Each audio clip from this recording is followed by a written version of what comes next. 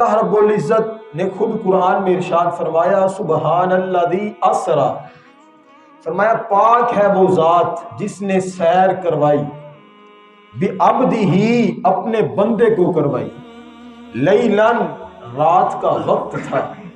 من المسجد الحرام الی المسجد الاقصی، فرمایا مسجد حرام سے لے کر مسجد اقصی تک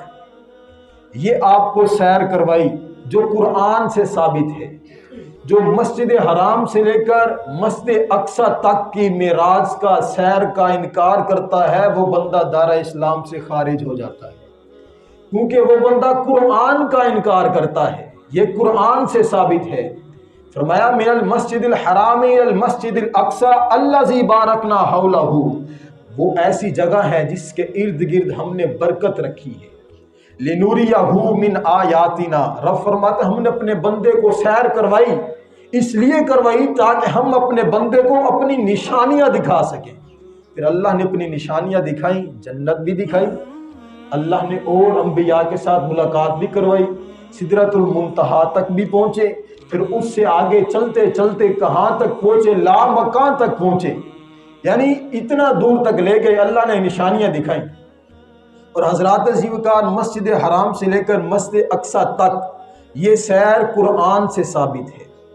اور مسجد اقصی سے لے کے سدرۃ المنتہا تک یا آسمانوں کے پار تک احادیث مشہورہ سے ثابت ہے۔ جو بندہ احادیث مشہورہ کا انکار کرے گا، اس کو نہیں مانے گا، وہ بندہ فاسق ہوتا ہے۔ اور اس سے آگے رب کا دیدار کرنا اور رب کے ساتھ ملاقات کرنا یہ احادیث احاد سے ثابت ہے۔ جو بندہ ان کا انکار کرتا ہے وہ بندہ گمراہ ہوتا ہے،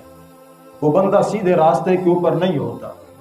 یعنی اس کے علاوہ بھی قرآن پاک کی آیات ہیں جو اس چیز کے اوپر گواہی دیتی ہیں، فَكَانَ قَابَ قَوْسَيْنِ أَوْ أَدْنَىٰ فَأَوْحَىٰ إِلَىٰ عَبْدِهِ مَا أَوْحَىٰ، قرآن کہتا ہے کہ وہ رب کے محبوب اپنے رب کے پاس گئے، ان کے قریب ہو گئے، اتنے قریب ہو گئے کہ قاب قوسین، جتنا دو قوسین جو تیر چلانے والی کمانیں ہوتی ہیں اس کے درمیان جو فاصلہ ہوتا ہے وہ اس کے قریب ہو گئے۔ پھر آگے قرآن کہتا ہے ثم دنا فتدلی،